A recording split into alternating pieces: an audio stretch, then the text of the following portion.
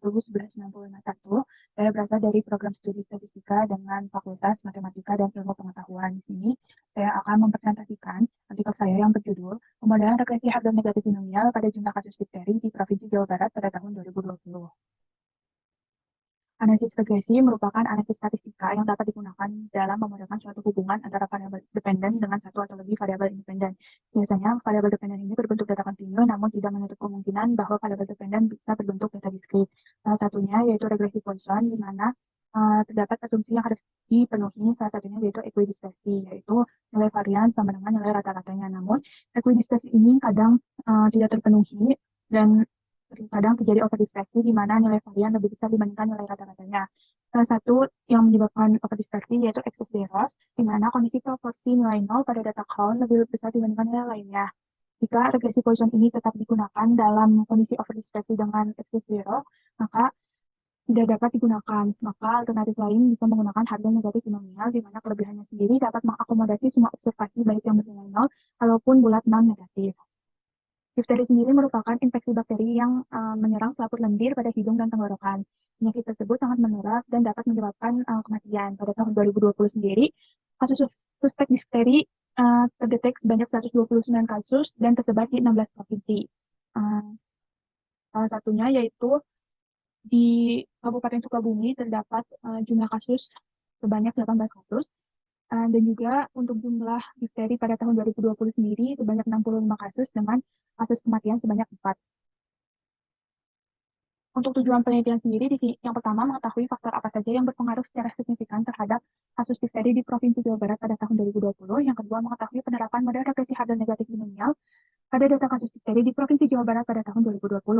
Dengan tinjauan pustaka, yang pertama analisis deskriptif, distribusi Poisson, regresi Poisson, regresi harga negatif binomial, estimasi parameter, uji parameter secara simultan dan parsial, lalu difteri. Di sini metode penelitiannya menggunakan data sekunder yang diperoleh dari Profil Kesehatan Jawa Barat pada tahun 2020 dengan unit penelitian yang digunakan yaitu 27 kabupaten atau kota di Provinsi Jawa Barat. Bahwa penelitiannya di sini menggunakan variabel jumlah kasus difteri di Provinsi Jawa Barat sebagai variabel terikat serta 4 variabel lain sebagai variabel bebas, yaitu presentasi cakupan imunisasi dasar, jumlah balita gizi kurang, presentasi imunisasi DPT, HB, HIB 3, dan kepatutan penduduk. Untuk hasil dan pembahasan, yang pertama deskriptif data.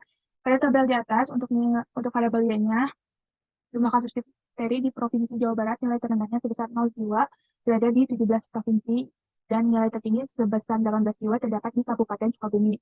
Jumlah kasus difteri di Provinsi Jawa Barat pada tahun 2020 memiliki nilai rata-rata sebesar 3 dengan nilai varian 21, yang berarti nilai varian dari data lebih besar dari nilai rata-rata.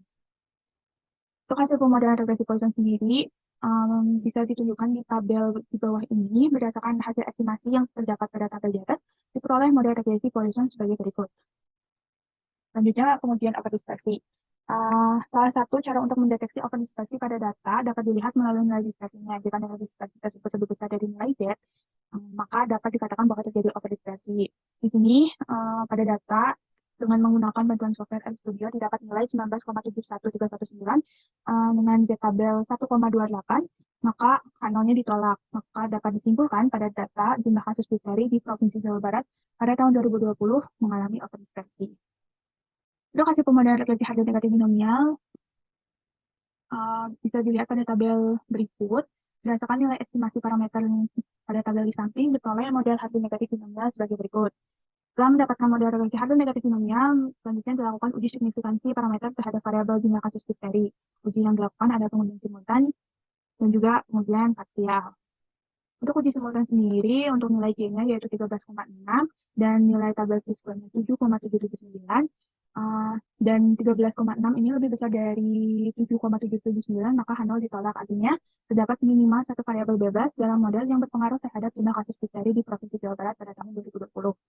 Untuk uji parsialnya sendiri di sini dengan menggunakan taraf signifikan 10%, didapat hasil bahwa secara parsial pada presentasi cakupan imunisasi dasar dan jumlah balita gizi kurang berpengaruh secara signifikan terhadap jumlah kasus difteri di Provinsi Jawa Barat pada tahun 2020.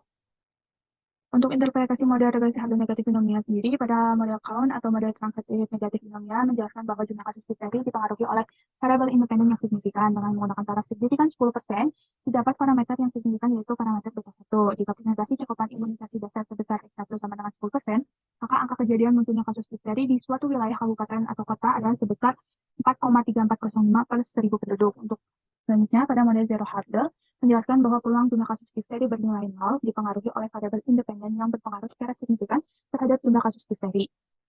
Pada model zero hurdle, faktor yang mempengaruhi peluang tidak ditemukannya kasus difteri yaitu jumlah balita gizi kurang. Jika balita yang mengalami gizi kurang ada sebanyak X2 sama dengan 10 balita, maka peluang tidak terjadinya kasus difteri di suatu wilayah, kabupaten atau kota adalah sebesar 0,9921.